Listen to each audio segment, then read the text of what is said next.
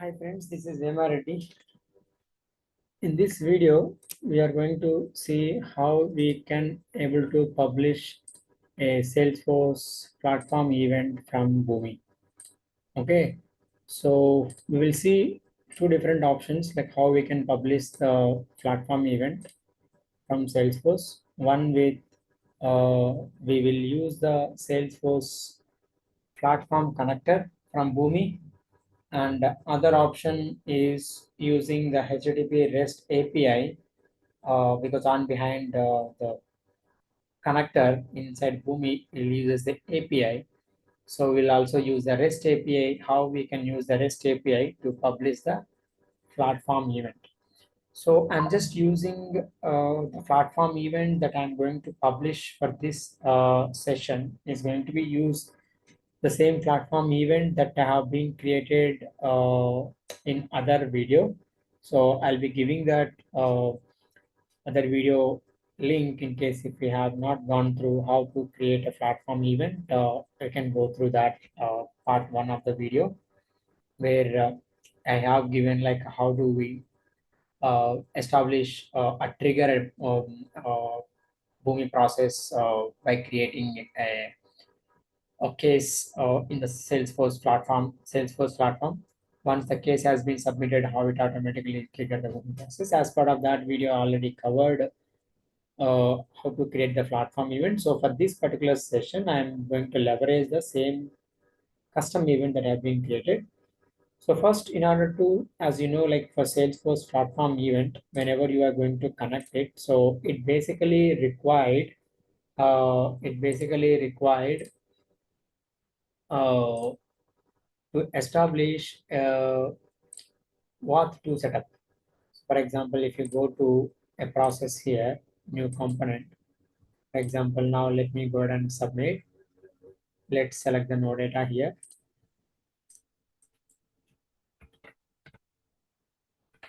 Publish case event to SF. Okay, I'm just going to rename the process like this. So I'm just going to create a connector here. So from this connector, I'll just SAP connector. Then let me search with this connect. I'll use it Salesforce platform event. And then I'm going to use this Salesforce platform event. I'm going to use the connection here. I already set up the connection, but I'll go through how to establish the connection. So I need to go to use the send option here. Okay. So just click on this, edit this connection. So whenever you select the Salesforce platform events, you need to create OAuth2 setup. So in my case, I already using the OAuth2, but I'm just going to quickly high level go through how this OAuth2 setup has been done. So this is being used authorization code flow. So once you log in into Salesforce, you just need to click on this gear icon setup. Once you come to setup, you'll be landing into this page. So all the way come down where you can see app manager. Okay. Once you see an app manager, you just click on new connected app. Once you click on new connected app, so basically, you need to register your application. For example, now we are connecting from Boomi. Okay. So I need to connect Boomi name and API name, like whatever email address. This is only just tells you that who is going to be use this is the connection, like who is going to be connected to the Salesforce. So this information is going to give that, and this information may be image URL, phone number, email of the respective system owner, all these things, and you need to enable this thing, enable WAP settings. And after that, for this particular case, we are going to use, so once you click on these all things you don't need to do because of mobile related thing. Once you click on this save, right? So the app will be available over here. So here I'm just going to show you how it is there. So it will be listed over here like Boomi integration. Because if I just edit this one, you'll see I have created the connection name as Boomi integration, and then given Boomi integration as API name, and then I just given platform.boomi.com, and then I just enable OAuth settings.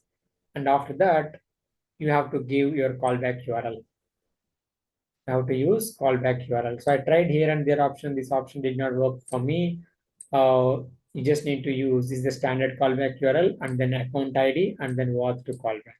So for the time being, like I have given a full access, like this is one of the option was there. If you scroll down, you see full access, and then you need to select two things. Like one is uh, I think this is not really important, but you need to use this one client credential flow if you are using the only the system to system authentication, because this is the case where we were using authorization code flow, because this is authorization code flow where it will be navigating the user to like user intervention. User has to provide an consent to give authorization. So for that, you have to select this enable authorization code, and then you also need to select this checkbox. Once you select these three checkboxes, this one and client credentials, authorization code, and require all these things. So it will be, once you click on save, it will be generated a kind of client ID and client credentials secret will be generated. So if you where you can see this information is just go back to the app manager and just click on view. Okay. Once you click on view, you will be able to see. Once you click on manage consumer details, you will be displayed with the consumer ID and client ID and client secret. But once you click on this, it will authenticate. It will send a notification, email notification to authenticate with OTP something, and then it will show you the client ID and client secret. Because in my case, I already captured everything. I'm just not showing anything here. But if once you click on that, you'll be able to see that. So that's how I selected all this information. Like you need to use these are like standard ones. Salesforce what to authorize is the URL. So this is login.salesforce.com, and after that, you need to use services OAuth to authorize. Similarly, for token, you have to use services OAuth to token. So this is the information that you need to give. Once you key in the client ID and client secret and this access token URL and this access login authorization token URL and access token URL, like we are, once you click on generate, it will prompt you to enter the Salesforce credentials, and then once you click on, it will be generating the authorization code flow, and then it set up the connection. So that's the whole point it's trying to do. Once you set up this connection, then you need to send an event. Okay. So for that, what we are going to do is, let me see if I have uh, anything. So I don't have anything. Let's click on the operation here and then click on import and then just click on any one of the atom and then click on next, because in this case I have already created a custom event. Okay. So that I'm going to use the custom event over here. Usually it should not take that much time. Okay, so you can see case event is the one I created and click on next. So you can see there was profile request and response profile both has been created. So you can just create here something like publish case event. Okay, so if you want to analyze like how this thing created, you can see there is only one field that is need to send is case ID here, because all other rest of the standard fields like created date, created by, event ID, all these things will be automatically managed at the platform level. So one is the case IDC and other one is the, this is the response, how you will get it, ID and then success. Okay. So once you get this information, so I think I already saved this expected response profile and then click on download and then click on here. This is how we'll just get it the response. So we'll see this is how we get the response. We'll create the response profile also here because the response profile already been generated. Now we will just going to publish an event. So click on save.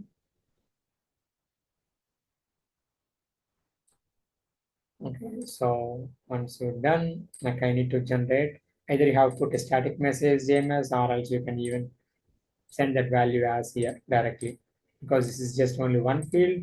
You can just put test case ID 2. I'm just putting some random number here to send a message. Okay, because this is anyways not going to be valid case ID here.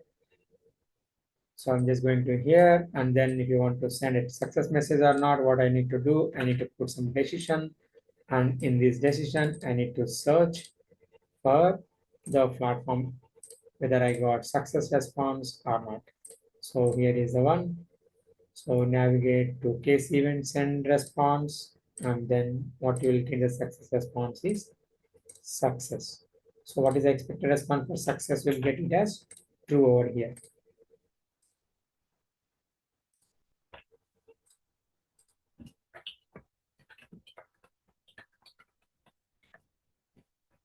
Once event is published, then if not, you can throw an exception. If success, you can just notify here with log with the case ID, and then you just stop it. Because once you submit this one, you will get the case ID or event ID will be getting. What is ID? I just want to capture this one. So how do you capture this one is you can just go to profile element and the JSON, and then just select the response here, and then select the ID over here.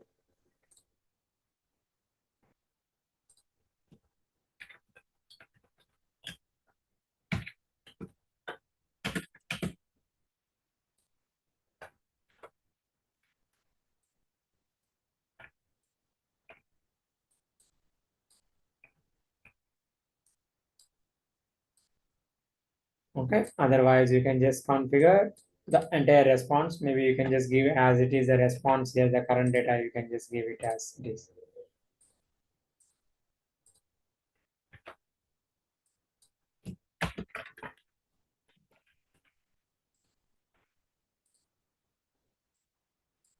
Okay, so this is a simple, this is designed here.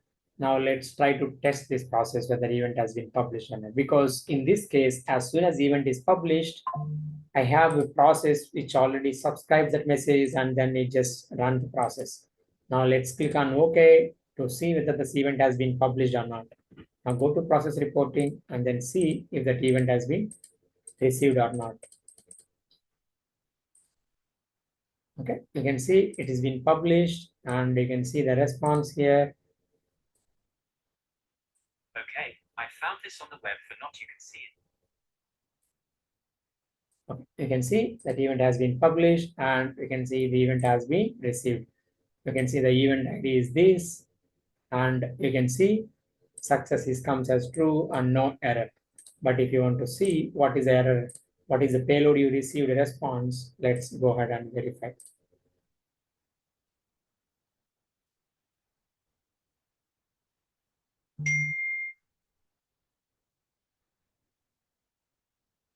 You can see whatever the event that we published here, it should be received the same message. Just copy this, and then I think we are not getting that event ID because we are not getting that event ID, but we can see what is the content we published here. You can see test case ID 2. Okay, you can see test case ID 2 is the one we published, and then we're able to send it. So this is the one of the use case where you want to trigger it as part of your integration flow. You wanted to do a further processing from the Salesforce end by triggering some kind of custom Apex class or some other report you want to execute, whatever thing you want to execute, some further post processing activity from the Salesforce end. You can integrate this with a platform event. So this is one of the option. Other option is with the same setup, you can be able to publish a REST API. So this is one of the REST API documentation is available on the Google. But if you just see what the platform event, how we can publish is, because this is the documentation, it says platform event schema by name, like we'll be able to see all the platform event details. Because see, this is the naming convention like request URI format, services, data, and then version, as objects, event name, and then event schema. If you want to see what is the type of the event, what this basically event schema is this is what is going to be received here. So you want to see the structure information through REST API because you want to publish an event, you need to understand what kind of payload you need to send. What are the fields that's going to be have it here. So that information you want to see it is this is the request URL. So now I've already created a things like if you go to here, so this is the host name because I have already set up all WAUth through setup here. Go to authorization, I select WAUth 2, I key in all the bearer token and everything. You can see Salesforce API, that authorization code. I selected client ID and client secret, everything, and just clear cookie, and then let's get the token here. Okay, so let me get.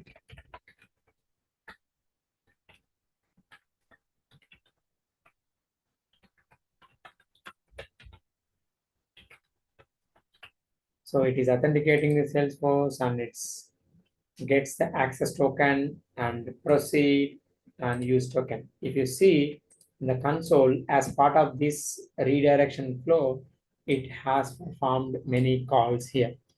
You can see it is first login, first it was triggering for the authorization request with response type as a code and client ID, all these things, and then it was it is displayed the user login page, and then after you user login page is displayed, and then it's submitting for the uh, authentication, displaying all these things, and finally it is submitting for authentication. With authentication, like once the authorization code is given, it submits for auth token. So once this token is done, you can see it's going to send application URL format and the type of the body what you are going to send it here. You can see authorization code, and this is authorization grant type you're sending as authorization code, and code this is value you're going to send, and response is the redirect URI, and the response headers this is what you're going to send it, and you can see a response body, you can see what response has been written. So if you want to just do a pretty quickly pretty print format, you can use any Google tool. I'll be just using this tool, just make it, and you can see you have access token, signature, like what instance URL, we have everything is available, and token type is direct. So this internally uses all this information. I'm just going to clear it. Once you want to see any information about this event schema, so this is what I have. If you want to see what versions you want to see, right, you can just see data till this part, and you have to select this authorization as inherit from parent because I already selected the collection level. You can see all the URLs, like every level of the values you can access. I have using V61. So after V61, like you want to see what all objects are there, you'll be able to get on each and every level. You can see a lot of objects are there. One of the object what I'm using is S object. So I have just put the S object, and then I'm just going to see what list of objects are available here. With this you can see almost 200 events has been batch size of 200 it's received. I don't know, something else is being clicked, don't save, go to here, and you can see one of the event you might have received is case event. Okay, you can see this is the name, this is the API name you need to use, and the same API name you are going to paste it here. You'll be able to see all the information about this case event. So if you just go to here and then see what information is displayed, just go to language, JSON. You can see we have three different types of URL you can access.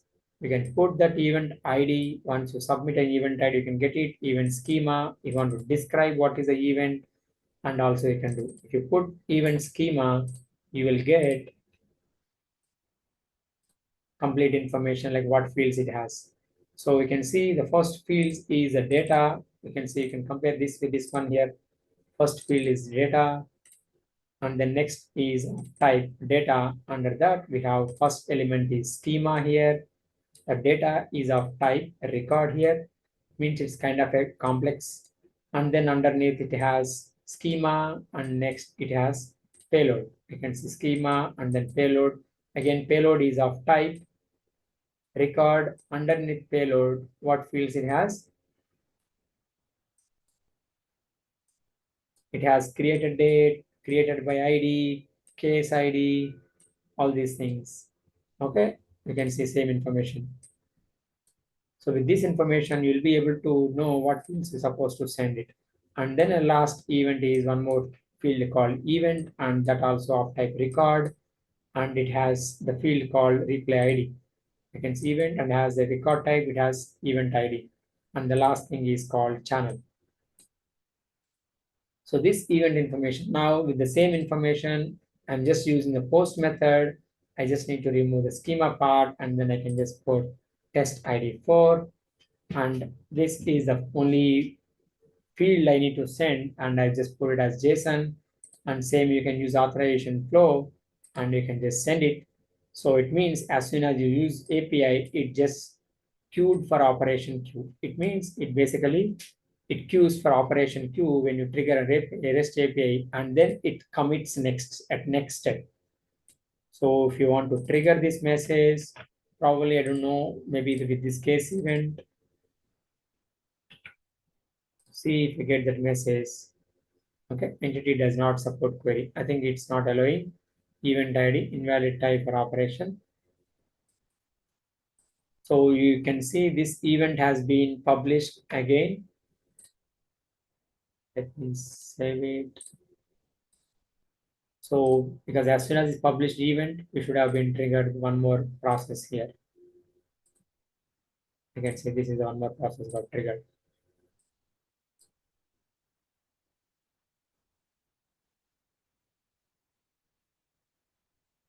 You can see test ID 4. That's what I've been submitted here for body. And you can just trigger one more. You'll be able to see what payload you've been sending. Here you can see what it is you're sending to this object. You're using HTTP1 and you're using authorization code, and sending is a payload as this one. So you can just close this one and refresh one more time. You should be able to get one more.